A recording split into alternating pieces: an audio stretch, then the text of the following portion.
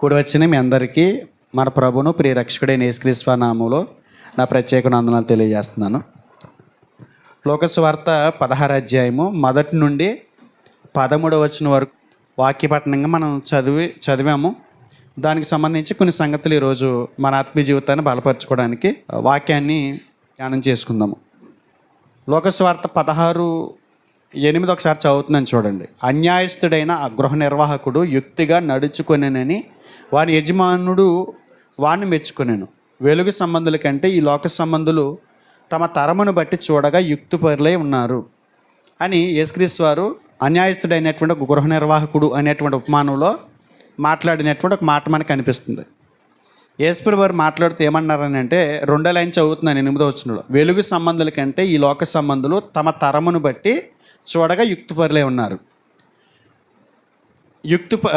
చూడండి, ఈ లోక సంబంధులు అని ఉంది కదా, ఈ లోక సంబంధులు అని ఉంది కదా, పుట్టినోట్లో 2 ఉంది కదా. ఈ యుగపు కుమారులు, మూల భాషలో ఏముంది?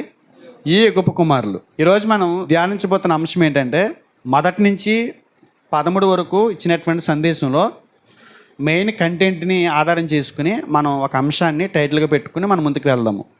అక్కడ యేసుప్రభువు వారు మాట్లాడినటువంటి మాటలు బట్టి ఆయన ఏం మాట్లాడుతున్నారని అంటే ఈ లోక సంబంధులు అన్న చోట ఈ యుగపు కుమారులు అన్నాడు. అంటే మనం అంశం ఏం పెడుతున్నామంటే ఈ యుగపుత్రుల చాకచక్యం అనేటువంటి ఒక అంశం ద్వారా మనం మాట్లాడుకుందాం. ఈ యుగపుత్రుల చాకచక్యం అంటే ఈ యుగం అంటే ఈ లోక సంబంధమైనటువంటి వ్యక్తుల చాకచక్యం. పుత్రులు అంటే ఈ యుగపు కుమారులు, వెలుగు కుమారులు రెండిట్లు వేరియేషన్ చేస్తూ యేసుప్రభువు వారు మాట్లాడుతూ ఈ లోకానికి సంబంధించినటువంటి ప్రజలను ఉద్దేశించి ఈ యుగ కుమారులు అన్నాడు. మనం ధ్యానించబోతున్న అంశం ఏంటంటే ఈ యుగపుత్రుల చాకచక్యం. యుగపుత్రులు అంటే తెలుసు కదా, ఈ యుగానికి సంబంధించి శరీరానుసారంగా లోకానుసారంగా బ్రతుకుతున్నటువంటి క్రైస్తవేతరులు అనేటువంటి వ్యక్తులు ఈ యుగపు కుమారులు. చాకచక్యం అని అంటే సమయస్ఫూర్తి, విచక్షణ, చురుకుదనం, నైపుణ్యం. ఈ యుగపుత్రుల చురుకుదనం, నైపుణ్యం అని మనం మాట్లాడవచ్చు. చాకచక్యం అంటే అర్థమైంది కదా, చురుకుదనంగా ఉండటం, నైపుణ్యత కలిగి ఉండటం, విచక్షణ కలిగి ఉండటం, సమయస్ఫూర్తిని ప్రదర్శించటం, వీటన్నిటికీ పర్యాయపదమే చాకచక్యం. చాలా చాకచక్యంగా వ్యవహరించాడండి అని మాట్లాడుతుంటారు కదా. చాలా సందర్భాలు మన లోకంలో ఏదైనా ఒక మంచి పని చేసినప్పుడు తన చురుకుదనాన్ని కానీ తన నైపుణ్యాన్ని కానీ ప్రదర్శిస్తూ చేసినటువంటి మంచి పనిని ఉద్దేశించి మనం మాట్లాడే సందర్భాల్లో వాడే పదమే చాకచక్యం. ఈ లోక సంబంధమైనటువంటి వ్యక్తులు వాళ్ళు నైపుణ్యత కలిగి చాలా చురుకుదనంతో వాళ్ళు సమయస్ఫూర్తిని ప్రదర్శిస్తూ బ్రతుకుతున్నారు అని యేసుప్రభువు వారు ఈ సందర్భంలో మాట్లాడుతున్నారు. ఈ ఉపమానం చెప్పిందే దాని కొరకు. ఈ ఉపమానం ఏంటంటే నిజాయితీ లేనటువంటి గృహ నిర్వాహకుడికి సంబంధించి తన యజమాని రుణస్థుల బిల్లులు తగ్గించిన తర్వాత ఆశ్చర్యకరంగా యజమానిచే ప్రశంసించబడినటువంటి వ్యక్తిని ఉద్దేశించి మాట్లాడుతున్నాడు. ఒక గృహ నిర్వాహకుడు ఉన్నాడు, యజమాని దగ్గర పనిచేస్తున్నాడు. ఆ గృహ నిర్వాహకుడు సరిగ్గా పని చేయట్లేదు. యజమానికి కంప్లైంట్ వెళ్ళింది ఇతని గురించి వాళ్ళ ద్వారా. వెళ్ళినప్పుడు అడిగాడు, గృహ నిర్వాహకుడిని అడిగాడు యజమాని, మెయిన్ హెడ్ అడిగాడు, ఏమని అంటే నీ గురించి నేను విన్నదేంటి, అసలు నువ్వు ఉంటావా ఊడిపోతావా, అసలు నేను తీసేయాలని నేను అనుకుంటున్నాను అని యజమాని కింద పనిచేస్తున్నటువంటి గృహ నిర్వాహకుడికి తెలియజేసినప్పుడు ఆ గృహ నిర్వాహకుడు యుక్తితో చేసినటువంటి ఆ పనిని వివరిస్తూ యేసుప్రభువు వారు చెప్పుకొచ్చి అక్కడ ఏమంటున్నారని అంటే ఆ గృహ నిర్వాహకుడు యజమాని చెప్పిన దానికి భయపడుతూ చాలా చాకచక్యాన్ని చూపిస్తూ తన నైపుణ్యాన్ని అంతా వాడి యజమాని ద్వారా ప్రశంసించబడ్డాడు. పనిలోంచి తీసేయాల్సింది పోయి పనిలోంచి తీసేయాల్సినటువంటి పరిస్థితి తెచ్చుకున్నటువంటి వ్యక్తి తన నైపుణ్యం ద్వారా తన చురుకుదనం ద్వారా ఎవరైతే తీసేయాలని ఆజ్ఞించాడో ఆ వ్యక్తి ద్వారానే ప్రశంసలు అందుకున్నాడు అనేటువంటి ఉపమానం అనమాట. అర్థమైందా? మళ్ళీ చెప్పనా? అర్థమైందా? ఒక యజమాని దగ్గర ఒక గృహ నిర్వాహకుడు పనిచేస్తున్నాడు. ఆ యజమాని కంప్లైంట్ వెళ్ళింది ఈ గృహ నిర్వాహకుడి గురించి. ఆ కంప్లైంట్ తీసుకుని నేను తీసేద్దాం అనుకున్నాను పనిలోంచి అని అన్నప్పుడు ఈలోపు ఆయన వచ్చేలోపే మరలా ఆయన ద్వారా పనిలో ఉంచటమే కాదు చాలా ప్రశంసించబడే విధంగా ఆ వ్యక్తి చాలా సాక్ష్యం చూపిస్తూ తన పనిని చాలా చురుకుదనంతో మార్చుకుని ముందుకెళ్ళాడు. అది ఈ ఉపమానం యొక్క భావం. అలాగే దీని గురించి కొన్ని విషయాలు చూద్దాము.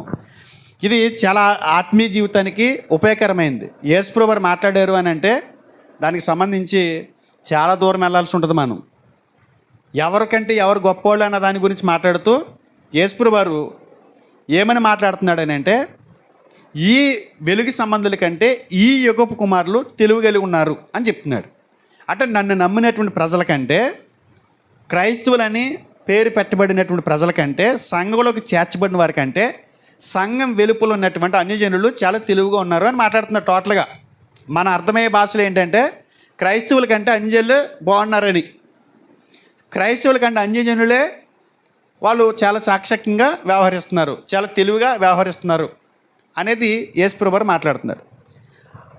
అతడు ప్రశంసించబడ్డాడు. ఎవరు? గృహ నిర్వాహకుడు. తీసేయవలసినటువంటి స్థితి తెచ్చుకుని మరలా యజమాని ద్వారా ప్రశంసించబడే స్థితిని తెచ్చుకున్నాడు. అయితే ఇక్కడ విషయం ఏంటంటే, అతను నిజాయితీగా ఉన్నంత కాదు, ఆల్రెడీ ఫ్రాడ్ చేశాడు, ఫ్రాడ్గానే ఉన్నాడు.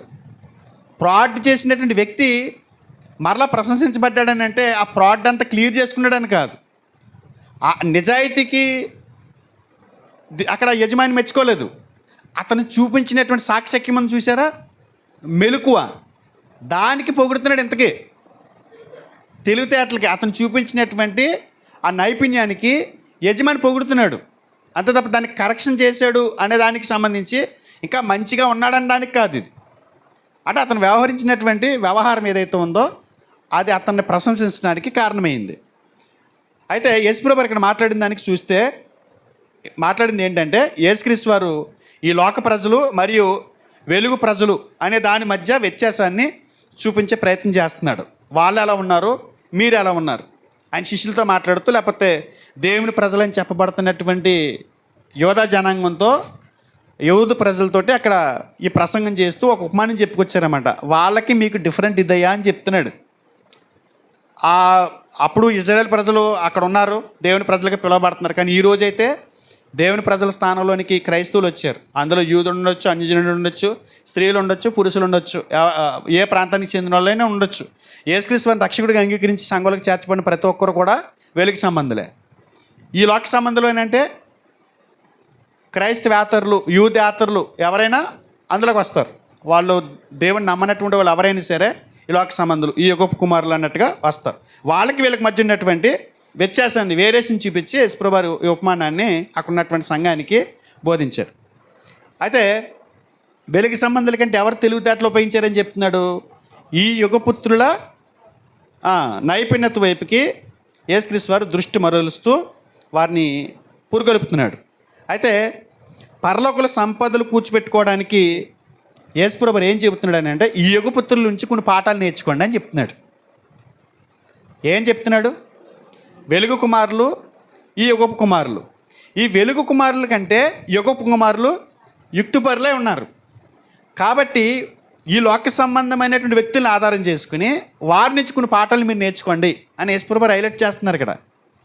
వాళ్ళని బట్టి మనం నేర్చుకునేది ఏముంటుంది? మనమే వాళ్ళకి నేర్పించాలి కదా అని మనం అనుకుంటాం. కానీ యేసుప్రభు వారు స్టేట్మెంట్ ఇచ్చిన తర్వాత దాన్ని ఎవడో మార్చలేరు. ఏం చెప్తున్నాడు యేసుప్రభు వారు? వారి నుంచి మనం ఏం నేర్చుకోవాలట? కొన్ని పాఠాలు నేర్చుకోవాలంట. ఎవరా వ్యక్తులు అంటే ఈ యుగపు కుమారులు. ఈ వ్యక్తి చూపించినటువంటి సాక్ష్యాన్ని చూద్దాం. అసలు నిజంగా దేవుని వాక్యం తెలిసినోడు ప్రవర్తన ఎలా ఉంది, దేవుని వాక్యం అంటే ఏంటి తెలియని ప్రవర్తన ఎలా ఉందో రెండింటికి వేరియేషన్ చూద్దాం.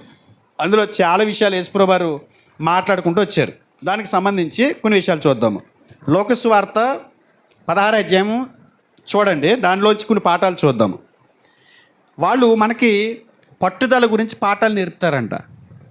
అక్కడ యేసుప్రభు వారు ఇచ్చినటువంటి ఉపమానంలో వాళ్ళు ఏం నేర్పిస్తారో తెలుసా? యుక్తిపరులై ఉన్నారు, సాక్ష్యం కలిగి ఉన్నారు అని చెప్పబడుతున్నటువంటి ఆ వ్యక్తులు మనకు నేర్పించేటువంటి మొట్టమొదటి విషయం ఏంటంటే, వాళ్ళు పట్టుదల గురించి పాఠాలు నేర్పుతారు. పట్టుదల గురించి కొన్ని విషయాల్లో మనం పట్టుదలగా వ్యవహరించేటప్పుడు వారిని ఇంకొక రకంగా కూడా మాట్లాడతాం. ఏమని మాట్లాడతాం? ఆడన్న మాటే తప్ప వేరే వాడి మాట తీసుకోడు, వాడు ఏదంటే అదే చేస్తాడు. మరొక కోణంలో వ్యక్తిని, పట్టుదల కలిగిన వ్యక్తిని మనం ఏమంటాం? మూర్ఖుడు అంటాం. ఈ యుగపు కుమారులు మనకు మూర్ఖత్వం గురించి తెలియజేస్తున్నారు. ఆ మూర్ఖత్వం ఏంటంటే పట్టుదల. వాళ్ళు పట్టుకుంటే వదలరిక. ఆ పట్టుదలతో వాళ్ళు ఏదైతే సాధించాలనుకున్నారో అది సాధిస్తారంట. చూడండి, లోకసువార్త 16వ అధ్యాయము 3వ వచనం చదువుతుందని చూడండి. ఆ గృహ నిర్వాహకుడు తనలో తాను ఈ యుగపు కుమారుడైనటువంటి ఈ యుగపుత్రుడైనటువంటి గృహ నిర్వాహకుడు ఏమనుకుంటున్నాడు? తనలో తాను, నా యజమానుడు ఈ గృహ నిర్వాహకత్వ పనులో నుండి నన్ను తీసివేయను గనక నేనేమి చేతును? త్రవ్వలేను, భిక్షమెత్త సిగ్గుపడుచున్నాను. ఏమంటున్నాడండి గృహ నిర్వాహకుడు? పనిలో నుండి నన్ను తీసేస్తాడు నా యజమాని. ఇతను చూపించినటువంటి పట్టుదల చూద్దాము. ఇతను చూపించినటువంటి పట్టుదల ఏంటి అనుకుంటున్నాడు? తనలో తాను ఏమనుకుంటున్నాడు? నేను త్రవ్వలేను. ఆ రోజుల్లో తవ్వకాలు అనేవి ఎక్కువ ఉండేవి. కొండల తవ్వకాలు, పెద్ద పెద్ద తవ్వకాల వ్యవహారం అంతా నడిచేటప్పుడు చాలామంది వాళ్ళ బతుకు తెరువు కోసం ఆ తవ్వకాల్లోకి వెళ్ళి ఆ పనిలో కుదిరి కుటుంబాలను పోషించుకునేవారు. అయితే ఈ వ్యక్తి ఏం చేశాడని అంటే, నేను తవ్వలేను అంటే అంత ఓపిక, అంత శక్తి నా దగ్గర లేదు. ఒకవేళ ఆ పని చేయలేకపోతే, పని చేయటం చేతకన్నోడు ఏం చేసేవాడని అంటే, బతకడానికి కష్టమైపోయినాడు భిక్షమెత్తుకునే వాళ్ళంట. ఆ రోజుల్లో భిక్షమెత్తడం అని అంటే సమాజం చేత చాలా తృణీకరించబడేవారంట. అడిక్కిన వాడని తిట్టేవారంట అండి. అందుగురించి నేను ఈ పని చేయలేను, నెక్స్ట్ ఒకవేళ ఆ పని చేయలేను కాబట్టి నేను ఏం చేయాలి? భిక్షమెత్తుకోవాలి. భిక్షమెత్తుకోను లేను, అడుక్కోవడానికి నాకు నామోషంగా ఉంది, నాకు సిగ్గుగా ఉంది, నాకు అది సాధ్యం కాదు. అలాగని చెప్పేసి తవ్వటము నా వల్ల కాదు, నేనేం చేయాలి అని చెప్పి అతను ఏం చేస్తున్నాడు? వదిలేసి వెళ్ళిపోవచ్చుగా. గృహ నిర్వాహకత్వ పనిలో నుంచి యజమాని తీసేసినప్పుడు ఈ వ్యక్తి ఏం చేయాలి? వదిలేసి వెళ్ళిపోవాలి. సర్లే నేను నా వల్ల కాదు, ఇంకా దొరికేసాను కదా అని చెప్పేసి వెళ్ళిపోవాలి. కానీ ఈ వ్యక్తి దగ్గర ఏం కనపడుతుంది? మనకి పట్టుదల కనపడుతుంది. ఇప్పుడే మనం ఎవరైనా 1-2 సార్లు మందలించి మాట్లాడారనుకోండి, నీ దగ్గర పని చేసేదంట అవతలవా, నీలాంటి వాళ్ళు నాకు ఇంతమంది అంటాం కదా మనం. మనమైతే ఈ రోజుల్లో ఎక్కువగా మనం ఎవరిని చూస్తున్నాం? ఒక పనోడు యజమాని దగ్గర పని చేసేటప్పుడు సరిగ్గా పని చేయట్లేదని యజమాని ఒకసారి మందలిస్తే తిరగబడి నువ్వు కాకపోతే ఇంకో షాప్ అని వదిలి వెళ్ళిపోయే రకాలు కనపడతారు మనకి. కానీ ఈ వ్యక్తి ఏం చేస్తున్నాడు? వదిలేసి వెళ్ళిపోయాడా? వదిలి వెళ్ళటం మనిషి ఏం ప్రదర్శిస్తున్నాడు ఇక్కడ? తన పట్టుదలను ప్రదర్శిస్తున్నాడు. ఏం చేద్దాం అనుకుంటున్నాడంట? నన్ను ఈ గృహ నిర్వాహకత్వ పని నుండి తొలగించినప్పుడు వారు నన్ను తమ ఇండ్లలోనికి చేర్చుకున్నట్లు ఏమి చేయవలనో నాకు తెలియను అనుకుని ఈ యుగపుత్రులు ఏం చేస్తున్నారు తెలుసా? పట్టుదల కలిగి తీసేశారని చెప్పి బాధపడకుండా, పక్కన పెట్టారనేటువంటి ఆలోచన లేకుండా పట్టుదలగా వ్యవహరిస్తూ తాను ఏం చేయాలనే దాని మీద ఫోకస్ చేశాడు. ఏం కనపడుతుంది ఈ వ్యక్తి దగ్గర? మనకి ఈ వ్యక్తుల దగ్గర వాళ్ళు మనుగడ కొరకు పట్టుదల కలిగి ఉన్నారు. అంటే ఒకవేళ తీసేసాడు అనుకోండి, ఏం పోద్ది? తన మనుగడకి ముప్పు కదా. పనిలోంచి తీసేసాడు అనుకోండి, తన కుటుంబాన్ని ఎలా పోషించుకుంటాడు? పనిలోంచి తీసివేయబడితే తన మనుగడ ఏమవుతుంది?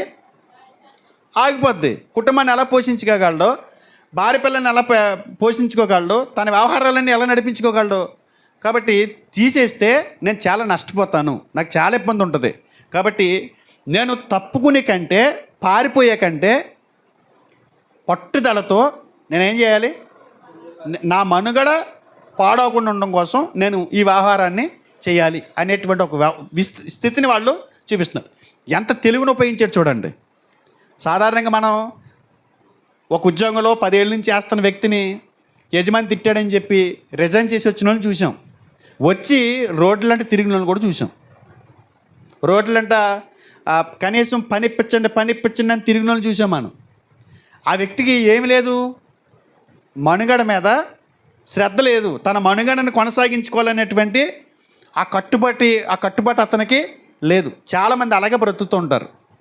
కానీ ఈ వ్యక్తి ఏం ప్రదర్శించాడు? తమ మనుగడకి సంబంధించి కట్టుబడి ఉన్నాను, నేను పారిపోయి ఎక్కడికి వెళ్ళను, ఇక్కడే ఉండి నేనేం చేస్తాను? సాధిస్తాను అన్నట్టుగా ఈ వ్యక్తులు మనకి చూపించేది అంటే మనుగడకి సంబంధించి కట్టుబడి ఉన్నారని. ఏ మనుగడ కోసం ఇది? ఈ భౌతిక సంబంధమైనటువంటి మనుగడ కొరకు, తన యొక్క స్వీయ సంరక్షణ కొరకు, తన కుటుంబ రక్షణ కొరకు ఈ పట్టుదలను ప్రదర్శిస్తున్నాడు. ఓకే, మరి ఈ వ్యక్తి మనకు నేర్పించేది ఏంటి? భౌతిక సంబంధమైనటువంటి విషయాల పట్ల ఇంత పట్టుదలతో యజమాని ఖండించిన, యజమాని తోలనాడినా, నేను తీసేస్తానని చెప్పినా కూడా పట్టు వదలని వ్యక్తిగా ఈ వ్యక్తి భూ సంబంధంగా తన కుటుంబ మనుగడ కనుమరుగవకూడదని ఈ పట్టుదలను ప్రదర్శించి ముందుకెళ్ళాడు కదా. మరి ఈ వెలుగు కుమారులు ఎలా ఉన్నారు? ఈ వెలుగు కుమారుల వ్యవహారం ఎలా ఉంది? మరి కదా వాళ్ళు లోక సంబంధే ఏం వదులుకుంటలేదు. తన మనుగడకి ముప్పు కలిగిద్ది అనుకుంటే అసలు నేను తగ్గినా నేను దాన్ని మాత్రం వదలను. ఏ విషయమై?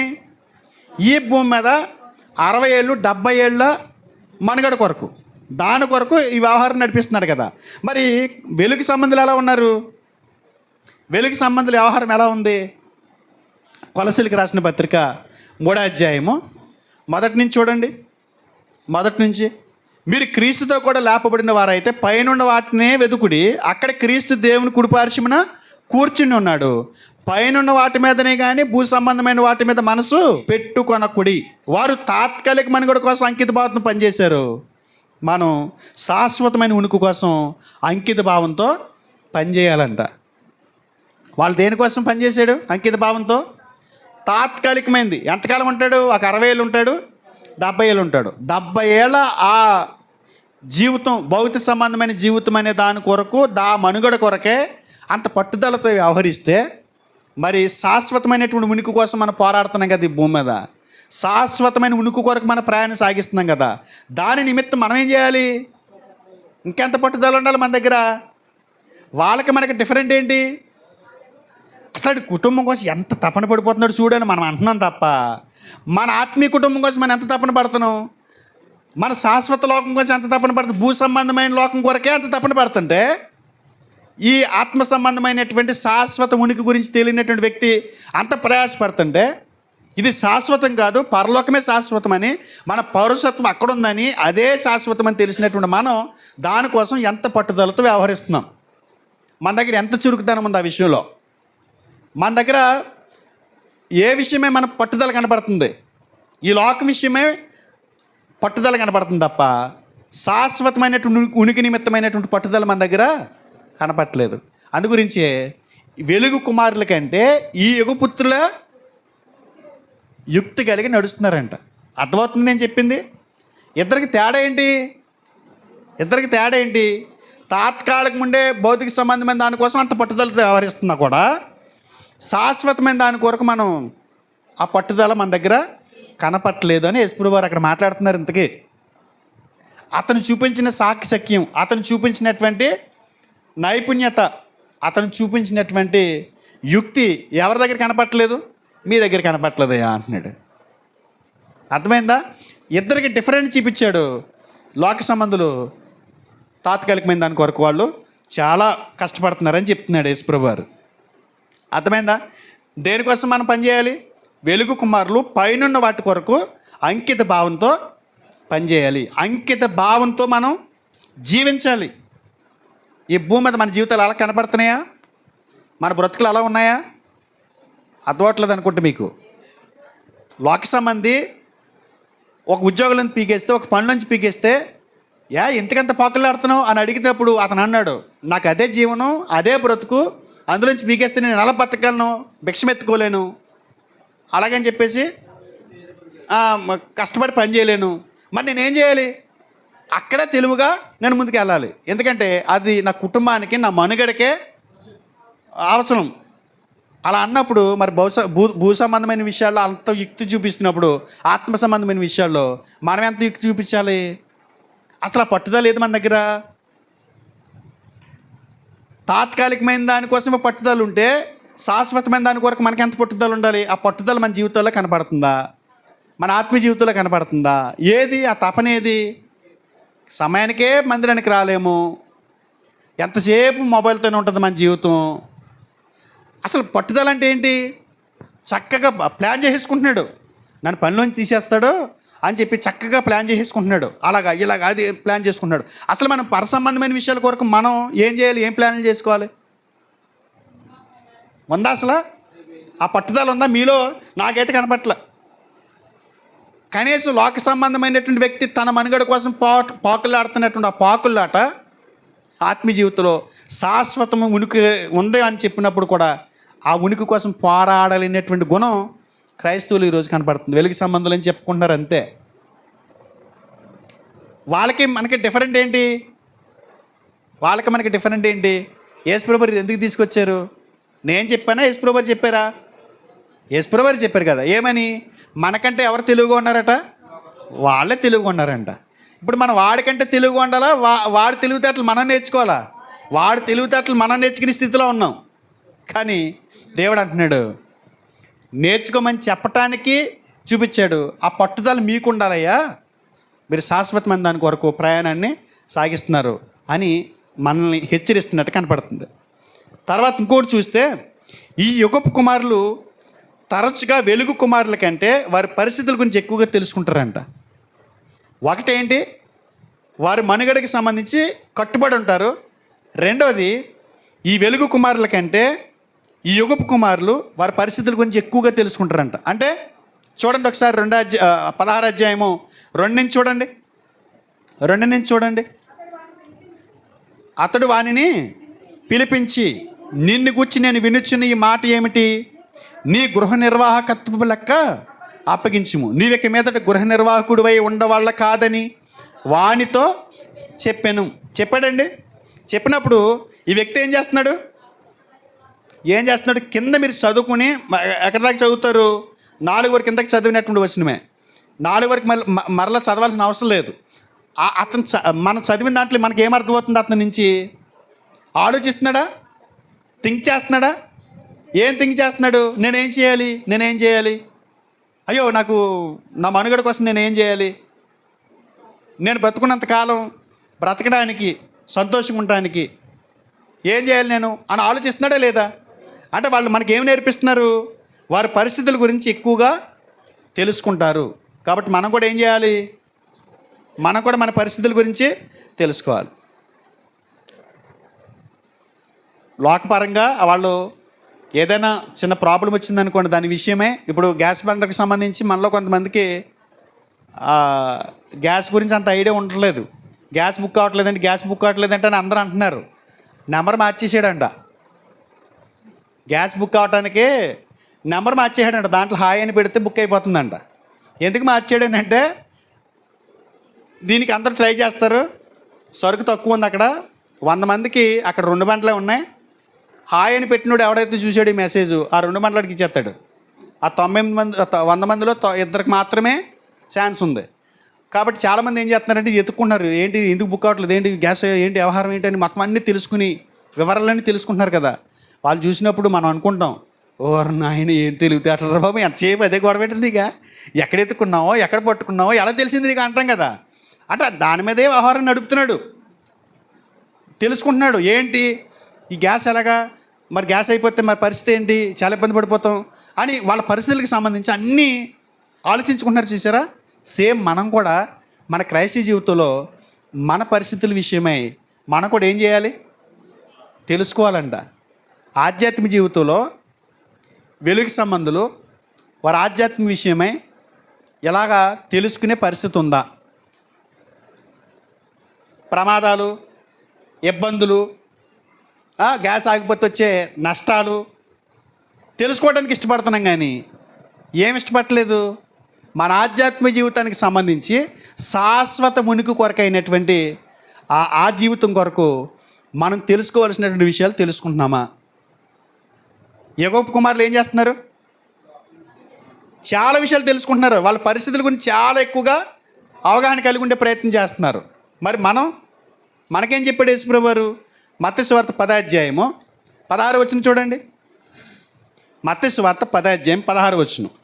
ఇదిగో తోడేళ్ల మధ్యకు గొర్రెలను పంపినట్టు నేను మిమ్మును పంపుచున్నాను గనుక. ఎవరి మధ్యకు పంపిస్తున్నాడు? తోడేళ్ల మధ్యకు గొర్రెలను పంపినట్టు. తోడేళ్ళకి మంచి ఆహారం ఏది? తోడేళ్ళకి మంచి ఆహారం ఏది? గొర్రెలేనా? ఎందుకంటే గొర్రెలు తిరిగి పొడవు, గొర్రెలు తిరిగి హాని చేయవు. దాడి జరుగుతుంటే ఆ దాడి నుంచి తప్పించుకునే పరిస్థితి చాలా తక్కువ ఉంటుంది. ఎక్కువగా గొర్రెలు తోడేళ్ళకి ఆహారం అయిపోతాయి. అందుకని యేసుప్రభువు ఏమంటున్నాడనంటే, ఈ యుగపు కుమారులు తోడేళ్ల మధ్యకి వెళ్ళినట్టు వెళ్ళారు. ఈ యుగపు కుమారులు వాళ్ళ పరిస్థితుల గురించి చాలా అవగాహన కలిగి ఉన్నారు. మరి వెలుగు కుమారులు ఎక్కడికి వెళ్ళారు? వెలుగు కుమారులు ఎవరి మధ్య బతుకుతున్నారు? తోడేళ్ళ మధ్య బతుకుతున్నారు. ఎలా బతుకుతున్నారు? తోడేళ్ళ మధ్య గొర్రెల వలె బతుకుతున్నారు. తోడేళ్ళ మధ్య గొర్రెల వలె బతుకుతున్నటువంటి మీరు మీ పరిస్థితుల గురించి తెలుసుకోరా అని అడుగుతున్నాడు. ఏమని చెప్తున్నాడు చూడండి.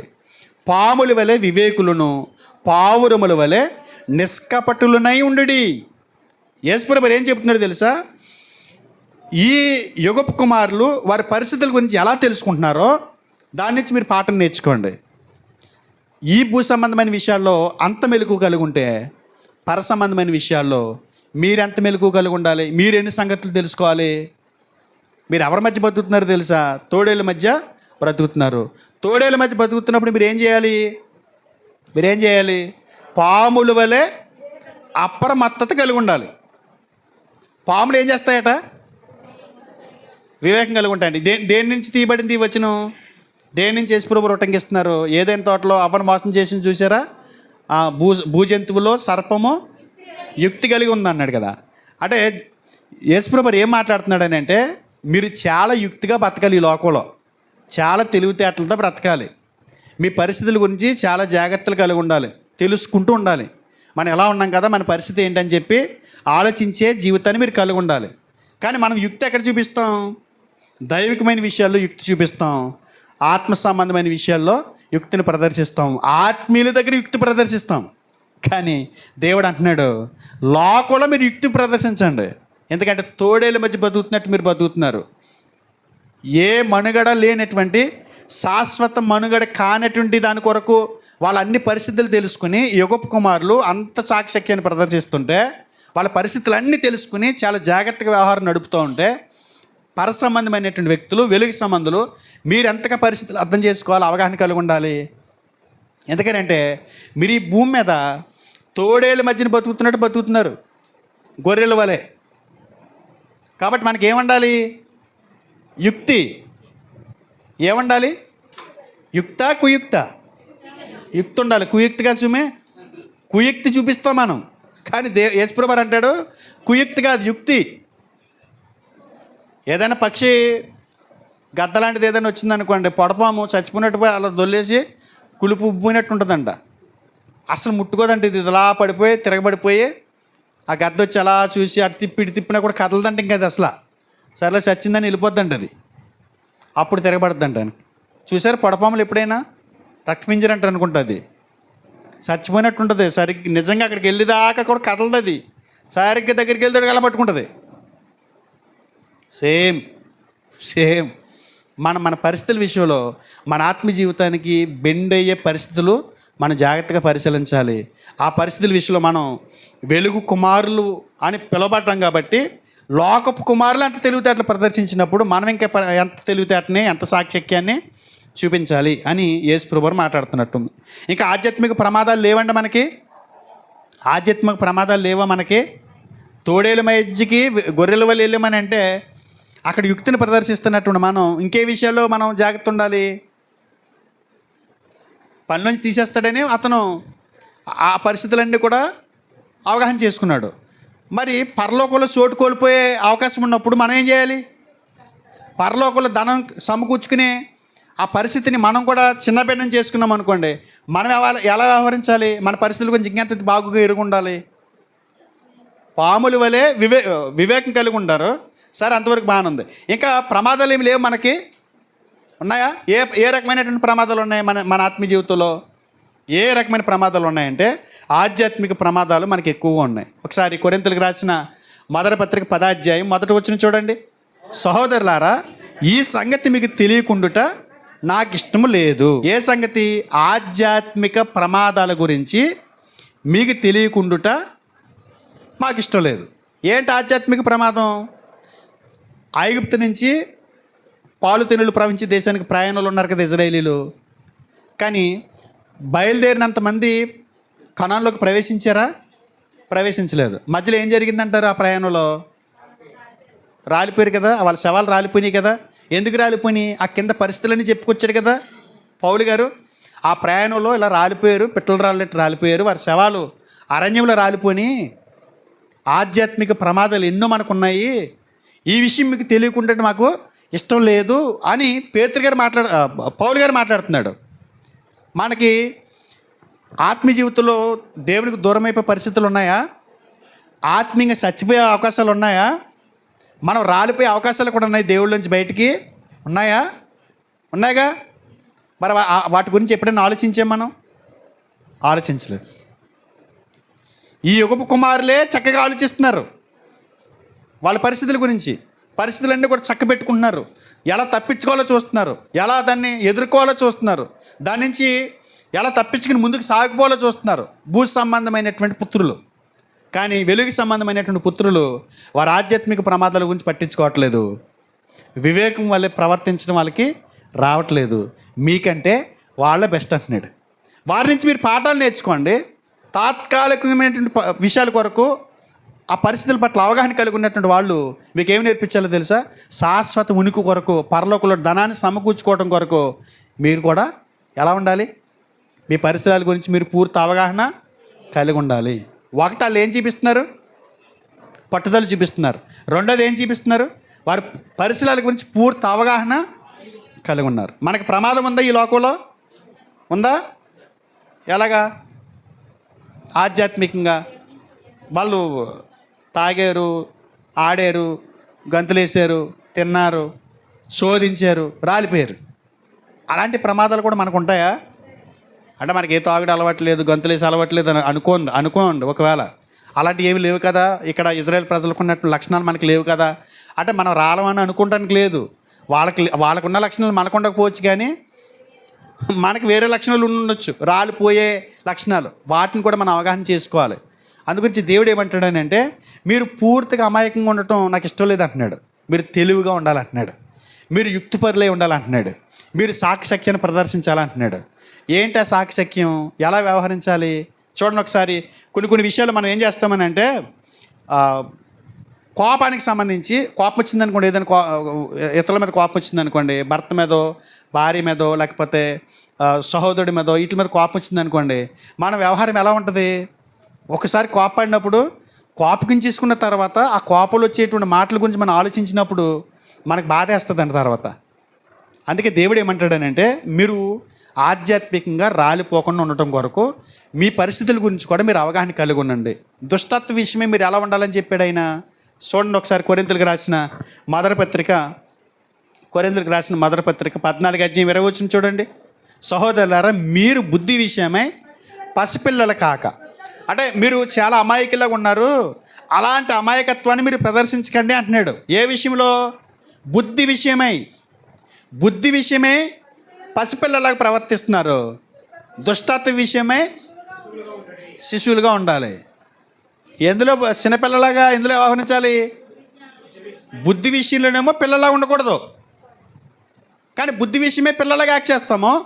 దుష్టత్వ విషయంలో మాత్రం పెద్దలాగా ఉంటాం. అంటే బాగా సీనియరు, మోస్ట్ ఇంపార్టెంట్ టెర్రరిస్ట్ లాగా, ఉగ్రవాదిలాగా ప్రవర్తిస్తుంటాం. కానీ బుద్ధి విషయంలోనేమో పెద్దలాగా ఉండాలి. పెద్దలు ఎలా ఆలోచిస్తారు? బుద్ధి విషయమే చక్కగా ఆలోచిస్తారు, అమాయకంగా ఏమి వ్యవహరించరు. పెద్దోళ్ళ దగ్గర ఆలోచన ఎందుకు తీసుకుంటాం మనం? మంచి చక్కగా ఆలోచించి చెప్తారు కాబట్టి, అనుభవపూర్వకంగా వాళ్ళు పరిస్థితులు అన్నీ అవగాహన చేసుకుని చెప్తారు. బుద్ధి అంటే అది. దుష్టత్వం విషయానికి వచ్చేసరికి ఎలా ఉండాలి మనం? సంటి పిల్లలు అయిపోవాలంట. సంటి పిల్లలు దుష్టత్వ విషయాలు ఎలా ఉంటారు? ఇది తెలియదు. ఇప్పుడు జాయిన్ ఒకటి పీకేమనుకోండి, ఎర్రబడి చూస్తాడు పైనుంచి కింద. ఇప్పుడు శ్యామగాడు ఉన్నాడు, ఆ మెసేజ్ అయ్యేదాకా కూడా అలాగే చూస్తాడు. మెట్లు దిగేదాడికి మర్చిపోతాడు. ఒకవేళ మెట్లు దిగకపోయినా మర్చిపోయి వాళ్ళు మర్చిపోమని రేపు మర్చిపోతాడు. వాళ్ళు ఫోన్ చేస్తే పాస్టర్ గారు అంటే వాళ్ళ మనసులో ఏం పెట్టుకోరు? పగ పెట్టుకోరు. చంపేయాలి, వాడిని లేపేయాలి, వాడిని ఏమైనా సరే కక్ష తీర్చుకోవాలి, ఇలాంటివి ఉండవు. సంటి పిల్లలకి మర్చిపోతారు. కానీ మనం మాత్రం పగలెట్టుకుంటూ ఉంటాం. మన ఆత్మ జీవితంలో కూడా ఎలాంటి ప్రమాదాలు పొంచున్నాయి.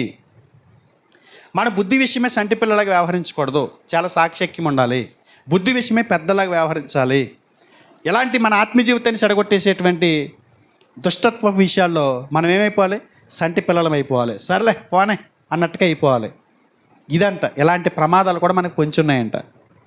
వాళ్ళు వారి విషయమే చాలా జాగ్రత్త వహిస్తున్నారు. ఆ డబ్బుని ఎలా ఇది చేయాలో, ఎలా దాచిపెట్టుకోవాలన్నది. పరలోకల ధనాన్ని సమకూర్చుకోవడానికి మనం కూడా ఎలా వ్యవహరించాలి? సాక్షక్యంతో వ్యవహరించాలి. ప్రమాదాలు లేవా మనకి? ప్రమాదాలు లేవా? అవగాహనలో మనం ఏం చేయాలి? పరిణితి చెందాలి. నిర్దోషిగా మనం ఈ లోకంలో వ్యవహరించాలి. ఆ ప్రమాదాల నుంచి మనం తప్పించుకోవాలి. వాళ్ళకి మనకి తేడా ఏంటి? వాళ్ళు మనుగడకి కట్టుబడి ఉంటారు, మనం పరలోకం కోసం కట్టుబడి మన జీవితాలు లేవు. వాళ్ళు భూ సంబంధమైన విషయాల్లో వారి పరిస్థితుల గురించి ఎక్కడే ప్రమాదం వస్తుంది అనే దాని గురించి ప్రతి క్షణం తెలుసుకుంటుంటారు. మనం మన ఆధ్యాత్మిక విషయాల్లో మనం ఏం చేయం?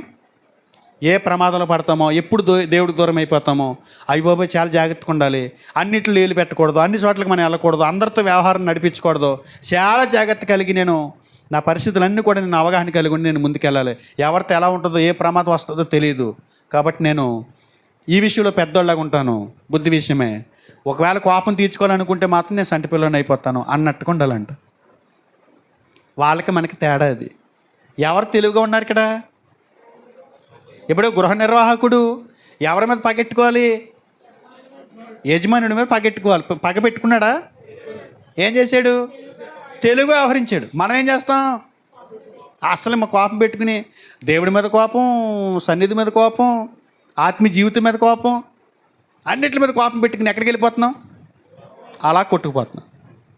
అందు గురించే మీకంటే ఏకపుత్రులు చాలా సాక్షక్యంగా ఉన్నారు, నైపుణ్యతతో తెలివిగా వ్యవహరిస్తున్నారు. కానీ అంత తెలివిగా వ్యవహరించినా కూడా వాళ్ళకి మిగిలిదే ఉండదు. కానీ మీరు తెలివిగా వ్యవహరిస్తే, మీ పరిస్థితుల గురించి మీరు పూర్తి అవగాహన కలిగి ఉంటే మీరు ఏం చేస్తారు? సాక్షక్యంగా ఆలోచించినట్టు మీరు పరలోకంలో ధనాన్ని కూర్చుకుంటారు అంటున్నాడు. అంటే ఈ లోకంలో మనం ఏం చేసినా కూడా మనకి ఎక్కడ బ్యాలెన్స్ పడిపోద్ది? బ్యాంకులో అకౌంట్ పడిపోద్ది చూసారా? అలా పరలోకంలో అకౌంట్ పడిపోద్ది. అంటే మనం ఇక్కడ చేసేది ప్రతిదీ కూడా దైవికంగా అక్కడ కూర్చుకోవాలి ధనం. అక్కడ మనల్ని కాపాడడానికి ఆ ధనం ఉపయోగపడుతుంది. అర్థమైందా? ఏమని చెప్తున్నాడు దేవుడు? మీ ఇరువురికి పరిస్థితుల గురించి వాళ్ళు ఈ భూ సంబంధమైన విషయాల్లో వాళ్ళు చాలా విషయాలు తెలుసుకుంటున్నారు, తెలుసుకోవాలనే ప్రయత్నాలు చేస్తున్నారు. ప్రతి ప్రమాదం నుంచి తప్పించుకోవడానికి, వారి కుటుంబాన్ని కాపాడుకోవడానికి వాళ్ళు యుక్తిని ప్రదర్శిస్తున్నారు. కానీ మీరు బాధల విషయమే ప్రమాదాన్ని కనిపెట్టలేకపోతున్నారు. మీ ఆధ్యాత్మిక జీవిత విషయంలో మీరు ప్రమాదాలని కనిపెట్టలేకపోతున్నారు. ఎట్టి పరిస్థితుల్లో కూడా మీరు మీ పరిస్థితులపై అవగాహన కలిగి ఉండలేకపోతున్నారు. కనుక మీకంటే వాళ్ళే తెలివైనలుగా ఉన్నారు అని చెప్తున్నాడు. మనం ఇప్పుడు ఏం చేయాలి మరి? వాళ్ళ నుంచి పాఠం ఏమి నేర్చుకోవాలి? ఏమి నేర్చుకోవాలి? ఇవాళ స్టేటస్లో చెరుకు రసం తిట్టావే, ఎందుకు పెట్టావు? చూసారా? నిన్నటి సంవత్సరం అంట పాస్టమ్మ గారు అందా నిన్నటి ఎందుకు పెట్టాడు, ఇప్పుడు ఎందుకు పెట్టాడు అంటే అంత సాక్షక్యంగా ఉన్నాడు. అందులో ఒక్కనాడు ఆదివారం మెసేజ్ షేర్ చేయడు, అసలు అవసరం లేదు. అప్పుడు నాకు అనిపించింది, ఇలాంటివి కూడా మనం చూడాలన్నమాట. కరెక్ట్గా సంవత్సరం ఈయనకి బాప్తిస్మ సంవత్సరం, నేను కూడా ఏం చేయాలి? ఆ యుక్తి పడిలాగా నేను కూడా యుక్తినే, అదే ఏదోటి వచ్చిందిలే అట్లా లోకం మీద నాకేం ప్రేమ లేదన్నట్టు చెప్తున్నావు. చాలామంది ఉన్నారండి లోక విషయాల్లో మాత్రం ఆ పరిస్థితులన్నీ కూడా చాలా అవగాహన కలిగి ఉంటారు. కానీ ఆధ్యాత్మిక విషయాలకు వచ్చేటప్పటికి ఎలా ఉంటారు తెలుసా? సంటి పిల్లలు అయిపోతున్నారు. దుష్టత్వ విషయంలో, లోక సంబంధమైన విషయాలేమో పెద్దోళ్ళలాగా ఉంటున్నారు, ఆధ్యాత్మిక విషయంలో సంటి పిల్లలు అయిపోతున్నారు. దేవుడు ఏమంటున్నాడు తెలుసా? ఆధ్యాత్మిక విషయాల్లో పెద్దోళ్ళలాగా ఉండండి, లోక సంబంధమైన విషయాల్లో సంటి పిల్లలు అయిపోండి, అసలు పట్టించుకోవద్దు, అది మీకు ఏం తెలియనట్టుగా అమాయకులా ఉండండి అంటున్నాడు. కానీ మనలో చాలామంది లోకంలో నడిపించే వ్యవహారం ఆధ్యాత్మిక జీవితంలో నడిపించలేరు. ఆ తెంగరోలో చూస్తారు ఇలాగా, ఎంత నటిస్తారో. మనల్ని అమాయకులేని దేవుడు ఏం చెప్పట్లేదు, కానీ మీ మీద ఆళ్ళ మెరుగంటున్నాడు, మీ తెలివితేటలు తగలెట్టని తిడుతున్నాడు ఇంకో కోణంలో. అంతేనా? మనం ఏ విషయాల్లో మన పరిస్థితుల గురించి ఎక్కువగా తెలుసుకోవాలో దాని మీద పూర్తి అవగాహన కలిగి ఉండమని వీళ్ళు మనకి నేర్పిస్తున్నారు. తర్వాత మీరు చూస్తే జాగ్రత్తగా ఉండండి కూడా బైబిల్ పదే పదే మనల్ని హెచ్చరిస్తుంది. జాగ్రత్తగా ఉండమని చెప్పలేదండి? ఏ విషయాలు జాగ్రత్తగా ఉండాలి? ఆధ్యాత్మిక విషయాలు జాగ్రత్త ఉండాలా లేదా? ఉండాలి. ఆ జాగ్రత్తలు ఉన్నాయా మనకి? ఆ జాగ్రత్తలు ఉన్నాయా? మీరు ఆలోచించుకోవాలి, అది మీకు తెలుసు. ఎక్కడికి వెళ్ళకూడదో, ఎక్కడికి వెళ్ళాలో, వేటి దగ్గరికి ముట్టుకోవాలో, ఏట్లు ఏళ్ళు ఎట్టకూడదో, వేటిలో ఏళ్ళు ఎట్టాలో అన్నీ మనకు తెలుసు. కానీ తెలివి తక్కువగా వ్యవహరిస్తుంటాం. తర్వాత యుగపుత్రులు మనకేం నేర్పిస్తున్నారు అని అంటే, మళ్ళీ 3, 4 వచనాలు చూద్దాము. అందులోంచే మనకి చాలా విషయాలు వస్తున్నాయి. లోకసువార్త 16 అధ్యాయం 3, 4 వచనాలు చదువుతారు. ఒకసారి మైక్ తీసుకుంటారా? సరే, నేను చదువుతాను చూడండి. ఆ గృహ నిర్వాహకుడు తనలో తాను, నా యజమానుడు ఈ గృహ నిర్వాహకత్వ పనిలో నుండి నన్ను తీసివేయను గనుక నేనేమి చేతును? త్రవ్వలేను, భిక్షమెత్త సిగ్గుపడుచున్నాను. నన్ను ఈ గృహ నిర్వాహకత్వ పని నుండి తొలగించినప్పుడు వారు నన్ను తమ ఎండ్లలోనికి చేర్చుకున్నట్లు ఏమి చేయవలనో నాకు తెలియననుకుని. ఏం ఉపయోగిస్తున్నాడు ఇక్కడ? ఈ యగుపు కుమారులు తమ లక్ష్యాలను సాధించడానికి తమ జ్ఞానాన్ని ఉపయోగిస్తున్నారు. జ్ఞానాన్ని ఉపయోగించాడా? ఏంట జ్ఞానం? ఈ గృహ నిర్వాహకత్వ పని నుండి తొలగించినప్పుడు వారు నన్ను తమ ఎండ్లలోనికి చేర్చుకున్నట్లు ఏం చేయాలో నాకు తెలుసు. ఏం ఉపయోగిస్తున్నాడు ఇతను? జ్ఞానాన్ని ఉపయోగిస్తున్నాడు. దేని విషయమై? తమ లక్ష్యాన్ని సాధించడానికి. తన లక్ష్యం ఏంటి? తన మనుగడ కొనసాగించుకోవాలి. నాది ఆగిపోకూడదు. నా మనుగడ ముందుకు సాగించాలని అంటే నాకు ఒక గురి ఉంది. ఆ లక్ష్యాన్ని సాధించడానికి నేను జ్ఞానాన్ని ఉపయోగించడం నాకు తెలుసు అంటున్నాడు. ఏం ఉపయోగించాడు? జ్ఞానమే ఉపయోగించాడు ఆ వ్యక్తి. అర్థమవుతుందా మీకు? అర్థమైపోతున్నట్టుందా? అర్థమవుతుందా? ఎవరికంటే ఎవరు గొప్పలా కనపడుతున్నారు ఇక్కడ? ఇప్పుడు వరకు 2 పాయింట్లు అన్నారు కదా. ఈ 2 విషయాల్లో మన గొప్పగా ఆలోచించామా, వాళ్ళు గొప్పగా ఆలోచించారా? కానీ అంత గొప్పగా ఆలోచించిన వాళ్ళకి ఏమైనా మిగులుతుందా? మిగిలింది ఎవరికి? మనకి. మరి మనం ఎంత గొప్పగా ఆలోచించాలి? ఎవరి దగ్గర యుక్తుంది? ఎవరు సాక్షక్యంగా వ్యవహరిస్తున్నారు? వాళ్ళు. సిగ్గులేదు మనకి? బుద్ధి ఉందా మనకి? అసలు బుద్ధి ఉంది. ఎలా? సంటి పిల్లల బుద్ధి. ఎంత తిప్పినా సరే పిల్లలు పట్టించుకోరు. అల్లరి చేయొద్దని 10 సార్లు చెప్పినా సరే ఆ సెకండ్ అల్లరి చేయకుండా కూర్చుండి మళ్ళీ మొదలెట్టేస్తాడు. అలాగ ఉంది మన వ్యవహారం. పిల్లలాగా వ్యవహరిస్తాం. యేసుప్రభువు వారు ఖండిస్తున్నాడని మనల్ని. వాళ్ళు చూసి బుద్ధి తెచ్చుకోండి అయ్యా అంటున్నాడు. ఏం చేసాడు ఇక్కడ ఇతను? తన జ్ఞానాన్ని ఉపయోగిస్తున్నాడు. ఏం చేస్తాడంట? ఎవరిని బట్టి అయితే నన్ను పనిలోంచి తీసేద్దాం అనుకున్నాడు వాళ్ళ చేతే పనిలో పెట్టుకునేలా చేసుకుంటాను నేను. ఎలాగైతే కంప్లైంట్ ఇచ్చింది? సరిగ్గా పని చేయట్లేదు అని కంప్లైంట్ ఇచ్చారు కదా. చూడండి మీ సంగతి చెప్తాను. తిరిగి మరలా మీ చేత శబాష్ అనిపించుకుంటాను. మీ ద్వారానే నా యజమానితో శబాష్ అనిపించుకుంటాను. నాకు తెలుసు ఎలాగో అన్నాడు. మనకు తెలుసా అంటున్నాను. తెలీదా? చెయ్యమంతే. తెలీదు. తెలిస్తే ఎందుకు చేయరండి? తెలీదు. వాళ్ళు అనుకుంటున్నారు వాళ్ళ జ్ఞానమే జ్ఞానం అనుకుంటున్నారు. కానీ ఏం ప్రదర్శించాడు ఇక్కడ ఇతను? జ్ఞానాన్ని ఉపయోగిస్తున్నాడు. కొరింథీయులకు రాసిన మొదటి పత్రిక 12వ అధ్యాయం 1వ వచనం చూడండి.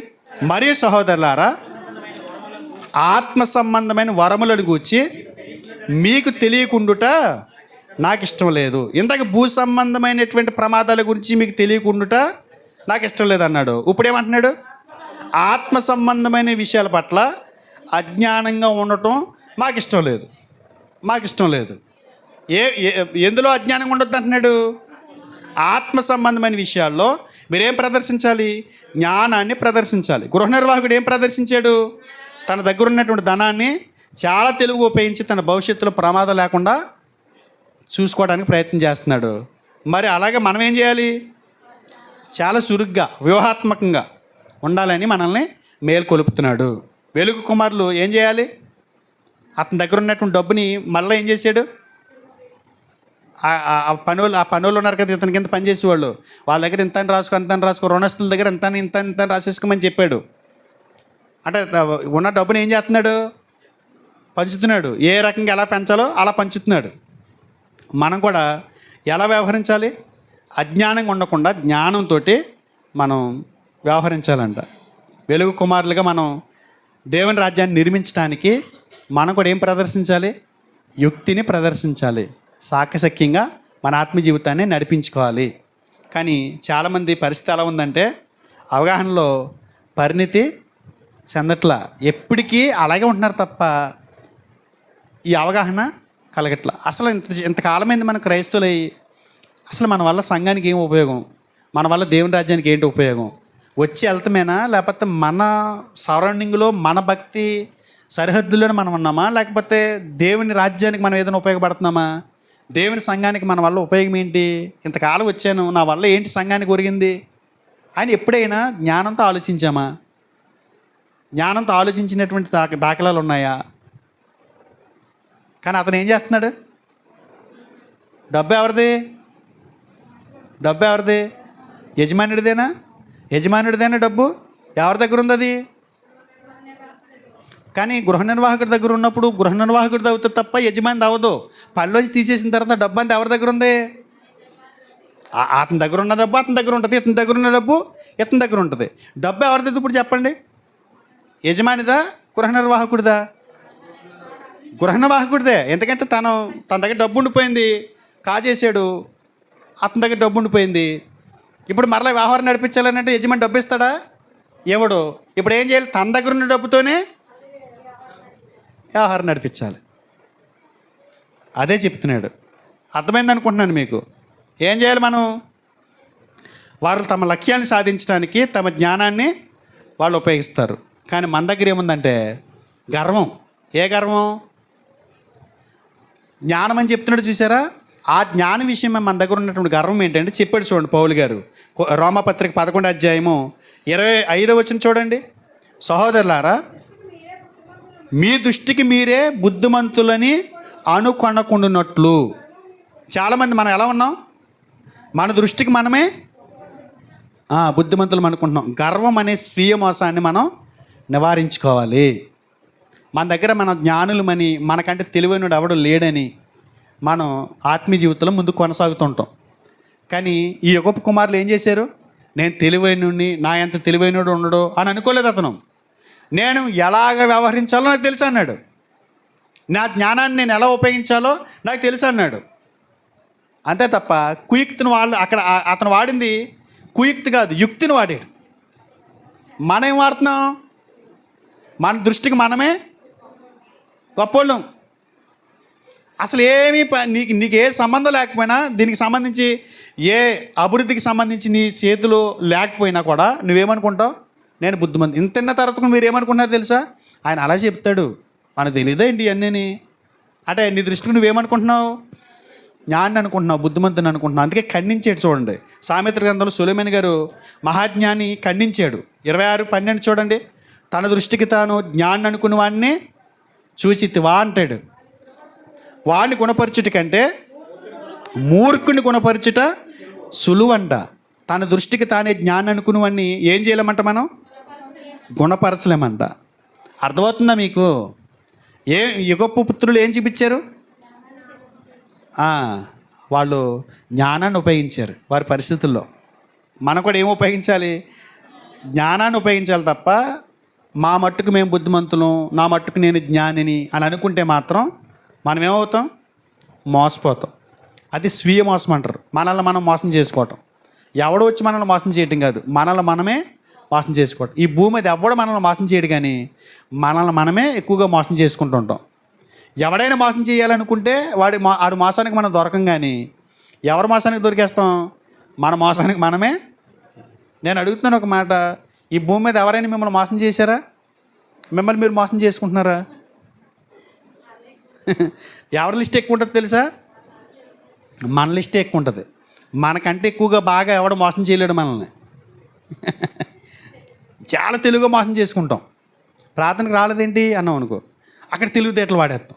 ప్రార్థనకు లేట్కి వచ్చేవేంటి అన్నాం, అక్కడ తెలివితేటలు వాడేస్తాం. అంటే ఇంతకీ వాళ్ళు అనుకుంటున్నారు ఈ పాస్టర్ గారిని మోసం చేస్తున్నామని. ఇంతకు వాళ్ళకి తెలియదు ఏంటంటే పాస్టర్ గారు అనుకుంటున్నాడు, ఒరే ఎందుకని అంత మోసం చేసుకుంటాను నువ్వు. ఇంత వాక్యమైన తర్వాత పక్కన పెట్టామనుకోండి, దీన్ని ఎవరు మోసం చేసుకుంటున్నట్టు? వాళ్ళే మోసం చేసుకున్నారు. అది స్వీయ మోసం అంటారు. అందుగురించే వాళ్ళు అలా మోసం చేసుకోలేదు. యుగపుత్రులు ఏం చేశారు తెలుసా? జ్ఞానాన్ని ఉపయోగించారు. మనం కూడా ఏం ఉపయోగించాలి? జ్ఞానాన్ని ఉపయోగించాలి. జ్ఞానం లేకుండా మనం ఏమి సాధించలేమనేది గుర్తుపెట్టుకోవాలి. జ్ఞానం లేకుండా మనం ఏమీ సాధించలేం. దేంట్లోని కూడా మనం ముందుకి వెళ్ళలేం. కాబట్టి దేవుడు అంటాడు, నా ప్రజలు జ్ఞానం లేక నశించిపోతున్నారని అన్నాడా? ఏమి లేక నశించిపోతున్నారు? జ్ఞానం లేక నశించిపోతున్నారు. ఎక్కడన్నాడు?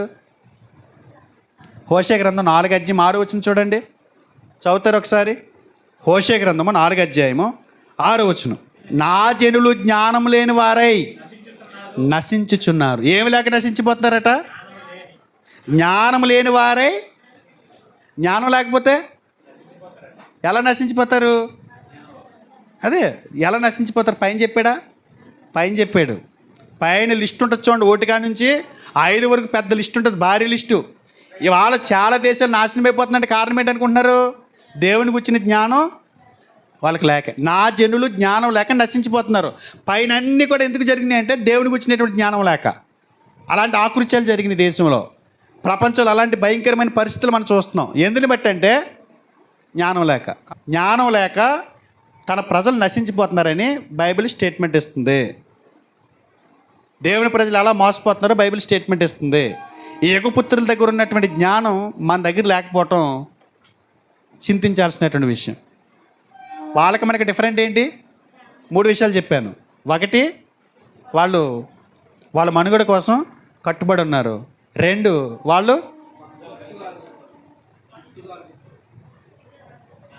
వాళ్ళ పరిస్థితులు తెలుసుకుంటారు. 3, జ్ఞానాన్ని ప్రదర్శిస్తారు. కానీ లోకంలో జ్ఞానాన్ని బోధించాల్సినటువంటి క్రైస్తవుడు అజ్ఞానంతో ప్రవర్తిస్తున్నాడు. ఈ లోకం మాత్రమే శాశ్వతంగా భావించుకుని తాత్కాలికమైన లోకంలో బ్రతుకుతున్నటువంటి యుగపుత్రులు మాత్రం చాలా జ్ఞానాన్ని ప్రదర్శిస్తున్నారు. మీకంటే యుగపుత్రులు యుక్తిపరులే ఉన్నారా అన్నాడు. వాళ్ళని బట్టి మనం ఏమి నేర్చుకోవాలి? తాత్కాలికమైన దాని కొరకు అంత తెలివితేటలు వాడితే పరలోకం కోసం నేను తెలివితేటలు వాడాలరా అన్నట్టుగా ఉండాలి మనం. కానీ మన దగ్గర ఏముంది కదా? అంటామా లేదా? బయట డైలాగులు వాడతామా? ఒరే, నాకు పుట్టినోడికే నీకు ఇంత తెలివితేటలు ఉంటే నిన్ను కన్నవాడికి నాకెన్ని ఉండాలి? పనికి మళ్ళీ చెత్త డైలాగులు అక్కడ కొడతాం. ఎక్కడ కొట్టాం? ఈయన అంటున్నాడు మొన్న ఎవరినో అంటే ఆడికి పని నేర్పించి పని అప్ చెప్పినోడు నేనండి, ఆడికి అన్ని తెలివితేటలు నాకెన్ని తెలివితేటలు ఉంటాయండి అంటున్నాడు. మరి ఆధ్యాత్మిక వాళ్ళకని తెలివితేటలు లోకం కోరుకుంటే మాకెన్ని తెలివితేటలు ఉండాలి ఆత్మీయులు అని అనగలిగేటట్టు ఉండాలి. లోకపరంగా ఆ తెలివితేటలు వాడగలుగుతున్నావు, కానీ ఆధ్యాత్మికంగా నువ్వు ఆ తెలివితేటలని ఉపయోగించుకోలేకపోతున్నావు.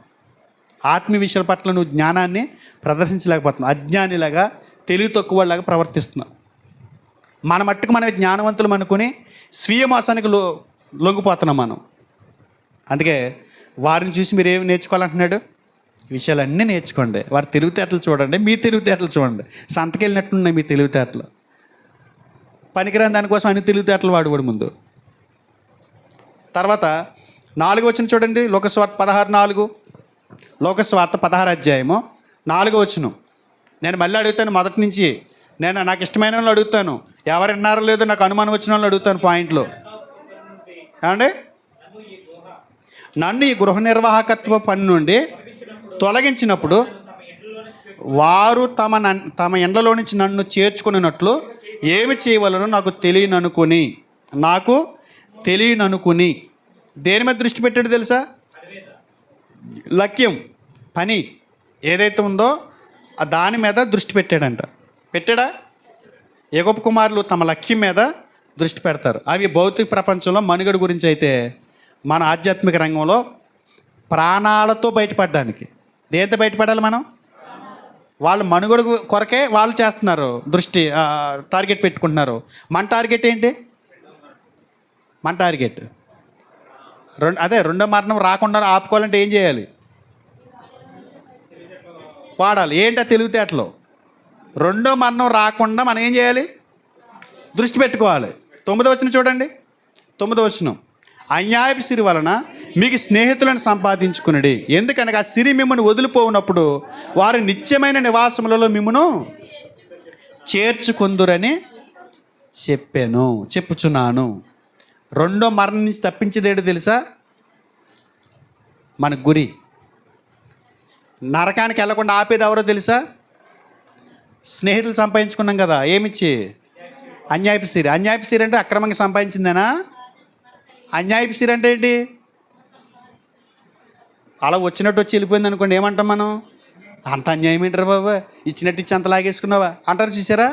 అంటే ధనానికి దేవుడు పెట్టిన పేరేంటి తెలుసా? అన్యాయం. డాక్టర్ అన్యాయం. ఎంతమంది మునిగిపోయారు దాని దెబ్బకి. ఇదంతా నాదనుకున్నాడు, తక్కువని మాయమైపోయింది. అతను అన్యాయం చేసి వెళ్ళిపోయిందా? దానికి పేరేంటి? అన్యాయం. డాక్టర్ అన్యాయం అనమాట డబ్బు పేరు. అన్యాయపు సిరి అంటే అది ఉంటుందో పోతుందో తెలీదు. అది మిమ్మల్ని అంటిపెట్టుకుని ఉంటుంది అనుకుంటున్నారేమో. అది అన్యాయపు సిరి రోయ్, దాన్ని నమ్మకండి. అది మీ దగ్గర ఉన్నప్పుడు మీరు ఏం చేయాలి? నరకాన్ని నుంచి తప్పించబడే స్నేహితులు మీరు సంపాదించుకోవాలి. అంటే డబ్బు దేని కొరకు వాడాలి? మీ దగ్గర ఉన్నటువంటి ఈ భూ సంబంధమైనటువంటి దేవుని ఆశీర్వాదాలుగా చెప్పుకున్నటువంటి ఆ ధనాన్ని రెండో మరణాన్ని తప్పించుకోవడానికి ఉపయోగించాలంట. ఇచ్చాడా తను? ఇచ్చాడా? ఏమని ఎక్కడిచ్చాడు? 16వ అధ్యాయంలోనే 5వ వచనం చూడండి. తన యజమానిని రుణస్థులలో ఒకరిని పిలిపించి, నీవు నా యజమానికి ఎంత అచ్చున్నావని మొదటి వాడిని అడిగాను. వాడు 100 మణుగుల నూనె అని చెప్పగా, నీవు నీ చీటి తీసుకుని త్వరగా కూర్చుండి 50 మణుగులని రాసుకో. తర్వాత వాడు నీవు ఎంత అచ్చి ఉన్నావని మరొకరిని అడగగా, వాడు 100 తూములు గోధుమలని చెప్పినప్పుడు వానితో నీవు నీ చీటి తీసుకుని 50 తూములని రాసుకోమని. ఇలా మీరు చూడండి, ఉన్న డబ్బులు ఏం చేశాడు? సెటిల్ చేశాడా? లెవెల్ చేశాడా? ఇప్పుడు వీళ్ళని ఈ అప్పు తీర్చేశాడు కదా. దేవుడి దగ్గర అప్పు ఉన్నారు వీళ్ళు. ఆ అప్పు ఈ వ్యక్తి తీర్చేశాడు కదా. ఆ యజమాని దగ్గర ఉన్న అప్పు తీర్చేశాడు కదా. ఇప్పుడు వాళ్ళు యజమాని లెక్క అడుగుతున్నప్పుడు బాకీ లేరు. ఎందుకు బాకీ లేరు అని అంటే వీడు తీర్చేసాడు, సరి చేసాడు. మీకు అర్థమైందా? నేను ఇప్పుడు డబ్బు సంపాదిస్తున్నాను, నెలకు 25,000 సంపాదిస్తున్నాను. అందులో నువ్వు ఇంతని దేవుడి పనికి కేటాయించావనుకో, ఒక సేవకుడిగా నాకు ఇచ్చావనుకో, నేను ఎవరికైనా ఇప్పుడు ఎవరో అర్చన, రేణుక వీళ్ళందరూ బాకీ ఉన్నట్టు లెక్క. సంఘంలో ఉన్నారు కానీ బాప్తీసం తీసుకోలేదు కదా, వాళ్ళు ఇంకా బాకీ ఉన్నారు దేవుడికి, ఇంకా రుణం ఉన్నారు. వాళ్ళ పాప రుణం పోవాలంటే ఏం చేయాలి? యేసుక్రీస్తు వారి రక్తాన్ని ఆశ్రయించాలి.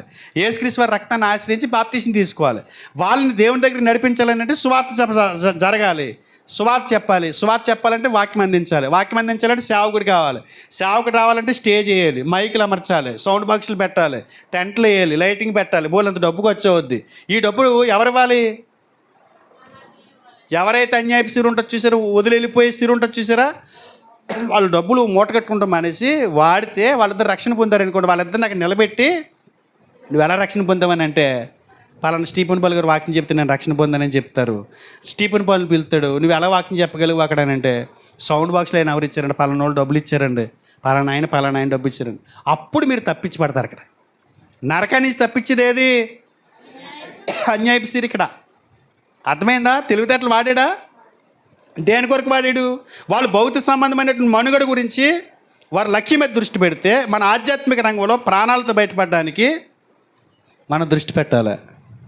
అసలు నా డబ్బు దేనికి వాడుతున్నాను?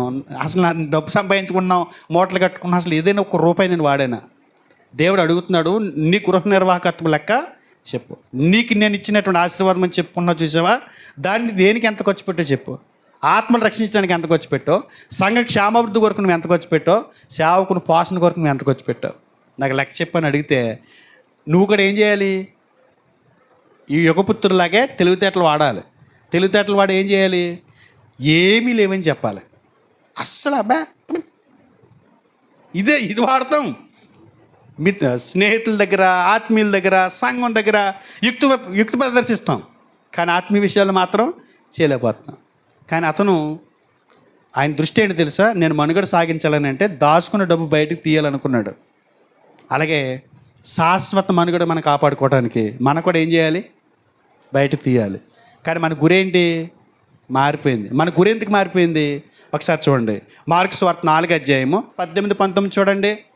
ఇతరులు ముండ్ల పొదల్లో విత్తబడిన వారు వీరు వాక్యం ఉందరు కానీ ఐహిక విచారములు, ధనమోసమును మరి ఇతరమైన అపేక్షలు లోపల చొచ్చి వాక్యమును అణిచివేయటం వలన అది నిష్ఫలమగును.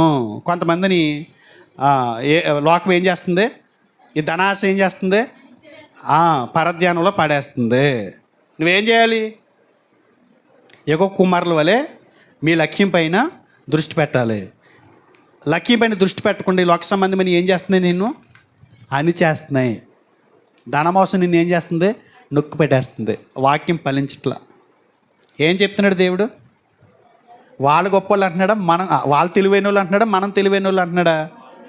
వాళ్ళు తెలివైన వాళ్ళు అంటున్నాడు. ఈ లోకం వరకే వాళ్ళది. వాళ్ళని చూసి మనమే నేర్చుకోవాలి. రాబోయే లోకం కొరకు ఆ సాక్షి శక్యాన్ని ఉపయోగించాలి. ఉపయోగించాలా? ఎలా ఉపయోగిస్తారు? అన్యాయపు సిరి. ఇంక అంతకంటే గొప్పది ఏమి లేదు మన దగ్గర ఉపయోగించుకోవడానికి. ఏం చేయాలి?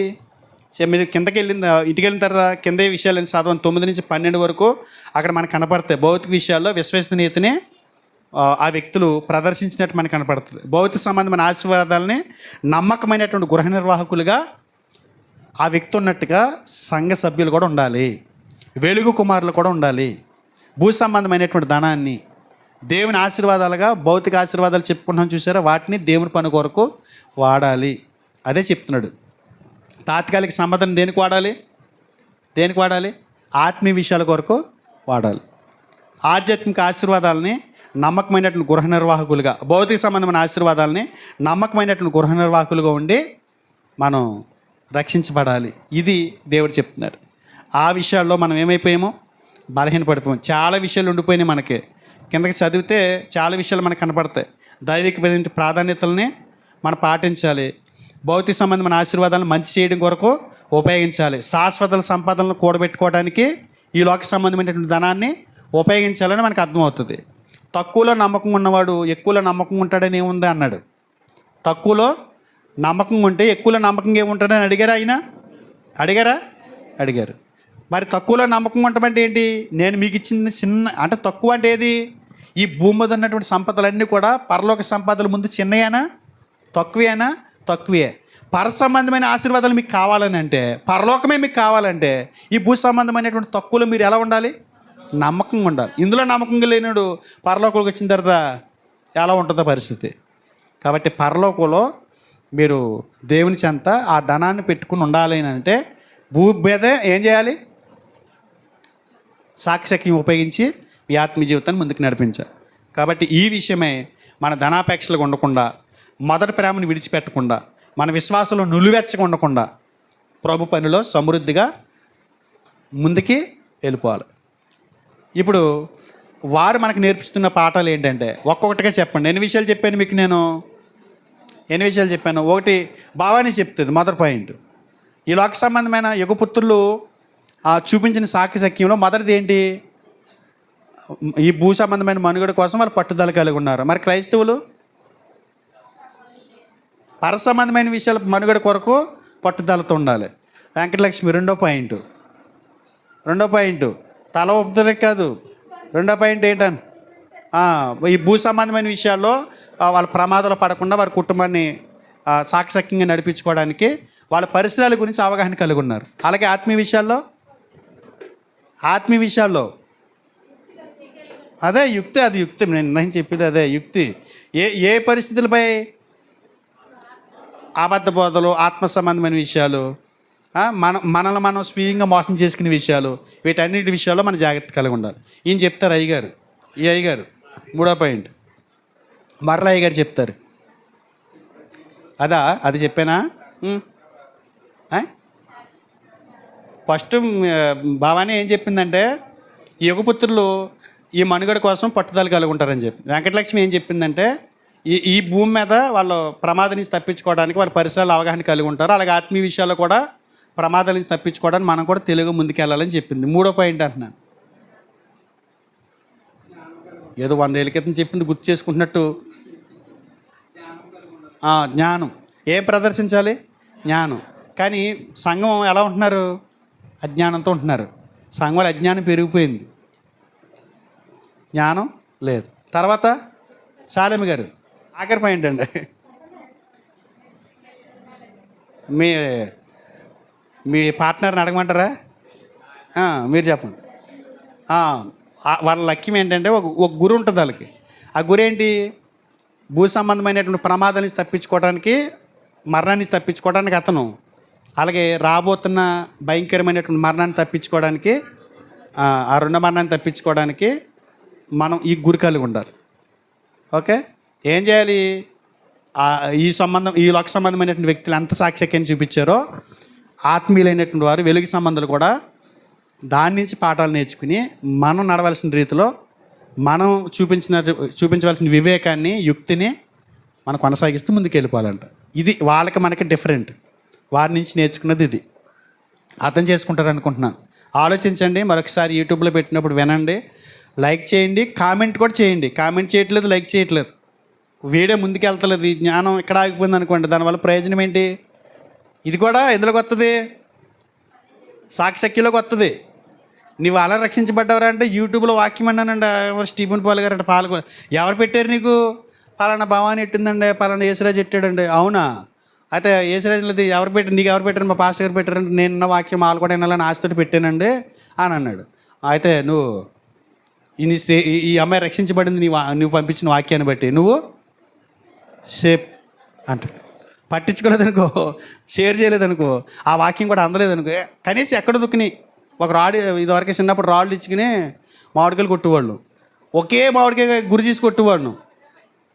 కొట్టకో పడతలేదు, ఎంత కొట్టినా పడతలేదు. చాలామంది కొడుతున్నారు. అప్పుడు సీనియర్ కొడతాడు అని చెప్పి నేను వెళ్ళాను, చిన్న బెడ్ ఇచ్చి కొట్టాను.